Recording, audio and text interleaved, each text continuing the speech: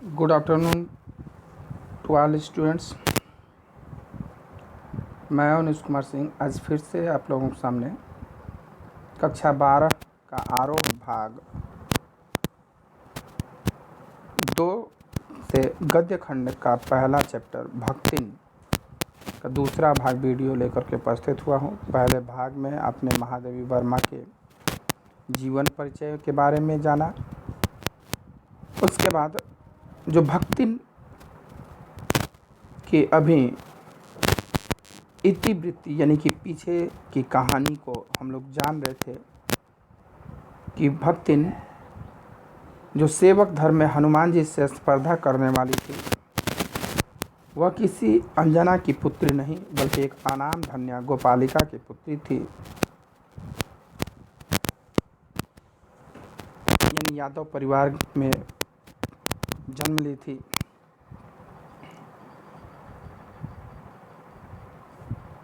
और 5 वर्ष की आयु में ही उसके पिता ने शादी कर दिया और सौतेली माँ जो सताती रहती थी, 9 वर्ष की उम्र पूरा होते होते उसका गौना कर दिया, मानो कि महाजन से लिया हुआ कर्ज बिना मांगे लौटाने का महान पुण्य पाया हो। यहाँ तक हुआ था पहले भाग में। आज हम लोग देख रहे हैं कि ससुराल चली गई भक्तिन, जिसका वास्तविक नाम लक्ष्मी था। वह अपना नाम सबको नहीं बताती थी क्योंकि नाम के अनुसार उसका व्यक्तित्व तो नहीं था,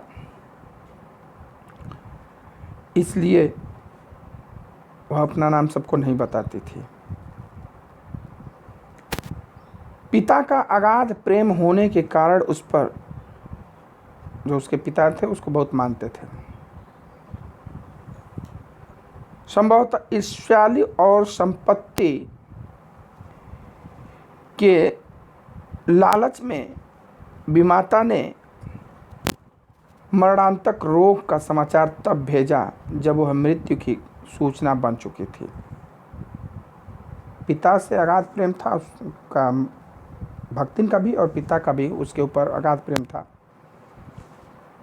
तो जो सौतेली माँ थी उसको यह भय था, उस प्रेम के कारण वो उससे जलती भी थी और दूसरी कारण उसे भय था कि कहीं अपनी संपत्ति उसके नाम न कर दे।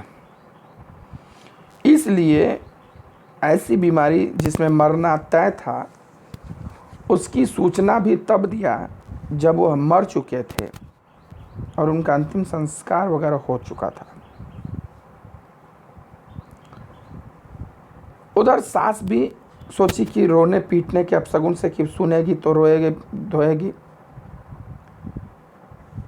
उसे कुछ नहीं बताया और ऐसे ही बता दिया कि बहुत दिनों से नैहर नहीं गई हो सो हो आओ। तो किसी भी लड़की के लिए मायके जाने की खुशी अत्यधिक होती है, बहुत उत्सुक होती है मायके जाने के लिए। इस अप्रत्याशित अनुग्रह ने उसके पैरों में मानो पंख लगा दिए। अप्रत्याशित जिसको सोचा नहीं है, जिसके बारे में आशा ना हो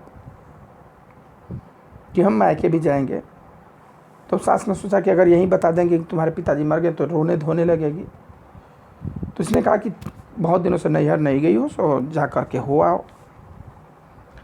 परंतु जो उसकी उत्सुकता, जो खुशी थी, वह गांव के सीमा तक पहुंचते ही झड़ गई, क्योंकि वहां जो भी उसे देखता, हाय लक्ष्मी अब आई, कि अस्पष्ट पुनरावृत्ति और स्पष्ट सहानुभूति दृष्टियां उसे घर तक ठेल लगी। क्योंकि जो भी देखता, अरे बेटी अब आई हो, बड़ा बुरा हुआ। अस्पष्ट शब्द पूरा कह नहीं रहे थे, लेकिन सहानुभूति उसके साथ पूरा था। यह अस्पष्टता उसे घर तक ठेल लगी। पर वहां न पिता का चिन्ह शेष था, न विमाता के व्यवहार में शिष्टाचार का लेश था। पिता के अर्थी भी नहीं थी, उसका अंतिम संस्कार कर दिया गया था, उसको भी देखने का भाग्य नहीं हुआ। और माँ के व्यवहार में भी कोई परिवर्तन नहीं आया था। जो सौतेली माँ थी उसके व्यवहार में भी कोई नम्रता नहीं था, कोई शिष्टाचार नहीं था कि वो बेटी को सांत्वना दे या बेटी को समझाए। वो वैसे ही उसके साथ ईर्ष्या भाव, लड़ाई झगड़ा कर रहा। दुख से शिथिल और अपमान से जलती हुई वह उस घर में पानी भी बिना पिए उल्टे पैरों ससुराल लौट गई।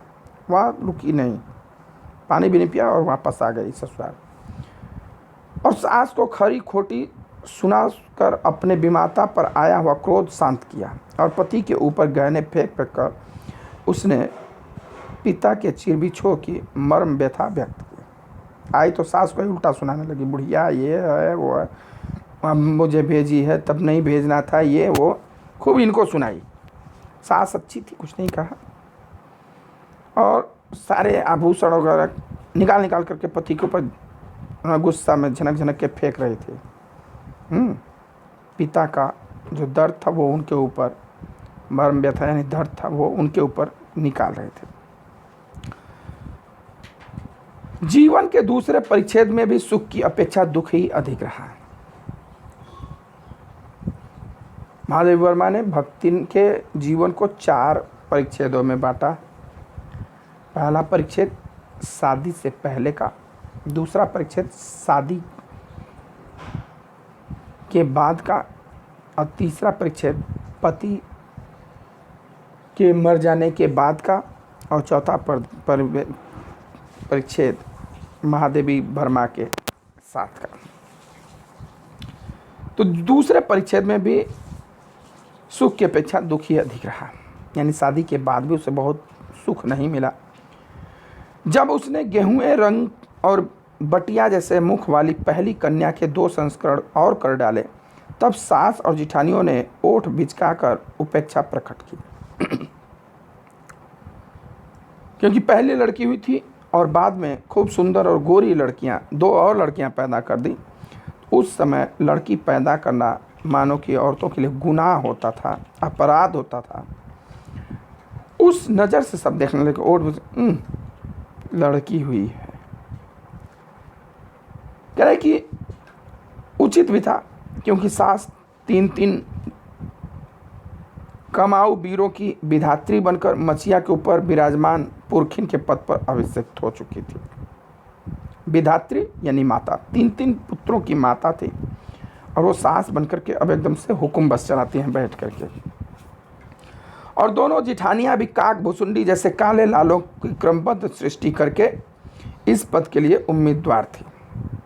जो इनसे जो 2 बड़ी जिठानियाँ थीं वो भी काले कलूटे बदसूरत से लड़के पैदा किए। लड़का कहते हैं कि लड़का घी का लड्डू होता, चाहे टेढ़ा भी हो चलेगा, लेकिन लड़की के संदर्भ में लोगों के विचार अच्छे नहीं थे। वो लोग बस यही कहते थे कि लड़की है तो ये गलत है। लड़का कैसा भी हो, काला हो, काना हो, बहरा हो, गूंगा हो, नहीं लड़का तो लड़का है। तो वो भी सास बनने की उम्मीदवारी कर देते कि अब हम इस परंपरा को निभाएंगे। छोटी बहू के लीक छोड़कर चलने के कारण उसे दंड मिलना आवश्यक हो गया। भाई अब इसमें स्त्री का क्या कसूर की लड़की उसने पैदा किया तो, लेकिन उसके लिए उसे प्रताड़ित किया जाता था, ताना मारा जाता था, मेहना मारा जाता था। जिठानियाँ बैठकर लोक चर्चा करती और उनके कलूटे लड़के धूल उड़ाते। अब क्या लड़की पैदा कर दी हो तो तुम्हारा दोष है, अब तुम घर का सारा काम करोगे। ये दोनों जो थी बैठ करके ये भी गलसौजा करते थे, लोक चर्चा यानी कि इधर की उधर की बात। और जो उन दोनों के काले कलूटे लड़के थे वो भी दिन भर घूमते रहते थे, धूल उड़ाते रहते थे, मतलब घूमते रहते थे। वह मट्ठा फेरती, कूटती, पीसती रहती और उसकी नन्ही लड़कियां गोबर उठाती, कंडे पाती। घर का सारा काम वही करती और उसकी लड़कियां। जिठानियां अपने भात पर सफ़ेद राब रखकर गाढ़ा दूध डालती और अपने लड़कों को औटते हुए दूध पर से मलाई उतार कर खिलाती। खुद सफ़ेद राब यानी चीनी, जो पहले गुड़ बनता था तो गुड़ में दाना चढ़ता था, दाना वो चीनी की तरह हो जाता था, तो वो भात पर वो डाल करके और दूध डाल करती थी अपने लड़कों को, और तो दूध पर से साली उतार करके खिलाती थी। और इन्हें क्या मिलता था भक्तिन को, वह काले गुड़ की डली के साथ कठौती में मट्ठा पाती और उनकी लड़कियां चने बाजरे की घुघरी चबाती। मतलब काम सारा ये लोग करते थे और अच्छा खाना उनको मिलता था, इनको बचा खुचा या ऐसा वैसा भोजन मिलता था। इस दंड विधान के भीतर कोई ऐसी धारा नहीं थी जिसके अनुसार खोटे सिक्कों की टकसाल जैसी पत्नी से पति को विरक्त किया जा सकता। जिठानियों ने, सास ने बहुत प्रयास किया कि इसको पति से अलग कर दिया जाए, लेकिन उस वक्त तलाक का या छोड़ने का विधान नहीं था जो आज है। एक बार शादी हो गई तो उसी के साथ रहना है आपको ज़िंदगी भर, चाहे जैसे भी हो। अगर उसकी मर्जी हो तो आप दूसरी शादी कर सकते हो उस पत्नी के रहते हुए, लेकिन पहली पत्नी को छोड़ नहीं सकते हैं। तो ऐसा कोई नियम नहीं था। जो खोटे सिक्कों की टकसाल, टकसाल में होता है खजाना, जैसे पत्नी से पति को विरक्त किया जा सकता था, अलग किया जाता। सारी चुगली चबाई की परिणति उसके पत्नी प्रेम को बढ़ाकर ही होती थी। दिन भर वो सब चुगली चबाई, उतराई, शिकायत करते रहते थे। जिठानियां बात बात पर धमाधम पीटी कूटी जाती थी, मारती पीटती भी थी सब, पर उसके पति ने उसे कभी उंगली भी नहीं छुआई। वह बड़े बाप की बड़ी बात वाली बेटी को पहचानता था।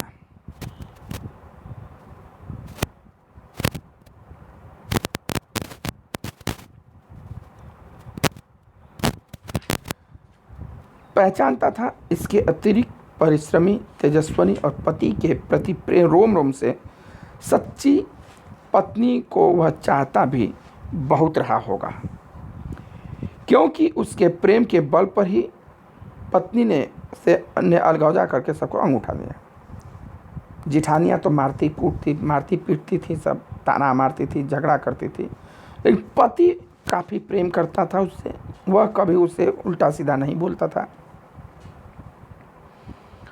और पति के साहस के बल पर, पति के संबंध के बल पर ही इसने परिवार से अलगा हो गई कि भाई मैं नहीं रहूँगी परिवार में, अलगा हो गई। चूँकि काम वही करती थी, इसलिए गाय भैंस, खेत खलिहान, अमराई के पेड़ आदि के संबंध में उसी का ज्ञान बहुत बढ़ा चढ़ा था। सो उसने छाट छाट कर ऊपर से असंतोष की मुद्रा के साथ और भीतर से पुलकित होते हुए जो कुछ लिया वह सबसे अच्छा भी था, और साथ ही परिश्रमी दंपत्ति के निरंतर प्रयास से उसका सोना बन जाना भी स्वाभाविक हो गया। जब बंटवारा होने लगा तो क्या हुआ कि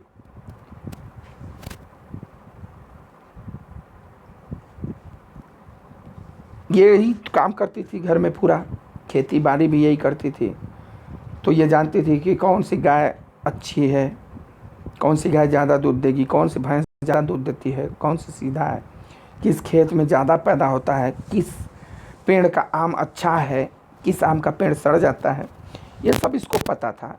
ये सब तो कभी जाते नहीं थे खेत में, जिठानियाँ थे या जिठानियाँ के लड़के या जेठ भसुर, वो कभी जाते नहीं थे। तो ये जो अच्छा था उसको कहते ये हम नहीं लेंगे, ये बड़ा ख़राब है। तो भाई जो ख़राब है वही मिलना इन्हें फिक्स था। जो भी अच्छा होता था उसको पहले हम इसको नहीं लेंगे, ये बहुत ख़राब है, ये बहुत ख़राब है, हमें सब खराब मिल रहा है, लेकिन अंदर से प्रसन्नचित होती थी कि खराब कहेंगे तो हमको मिलेगा ही, और वैसा हुआ है। सब छाट छाट करके अच्छा खेत, गाय बैल भैंस, पेड़ बगीचे सब ले लिया, और ऊपर से दोनों पति पत्नी काफ़ी मेहनती थी, परिश्रमी थे, तो उनका सोने पर सुहागा हो गया। काफ़ी अच्छी फसल होती थी, खेती बाड़ी अच्छी होने लगी खूब। धूमधाम से बड़ी लड़की का विवाह करने के उपरांत पति ने घरौंदे से खेलती हुई 2 कन्याओं और कच्ची गृहस्थी का भार 29 वर्ष की पत्नी पर छोड़कर संसार से विदा लिया। जो उनका पति था, पहली लड़की जो बड़ी वाली लड़की थी, उसका तो अपने शादी कर दिया और उसके बाद ये भी अल्पायु में ही मर गए, 29 वर्ष की आयु में। जब भक्तिन 29 वर्ष की थी और पति की अवस्था उस समय 36 वर्ष थी, गुजर गए। अभी 2 बच्चियों की शादी करना था, खेती बाड़ी सब करना था।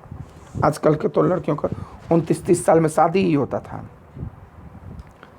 और वहाँ 5 साल में शादी हो गया, 9 साल में कौन है। संसार से विदा ली। अब उसे बुढ़ऊ कहकर स्मरण करती है।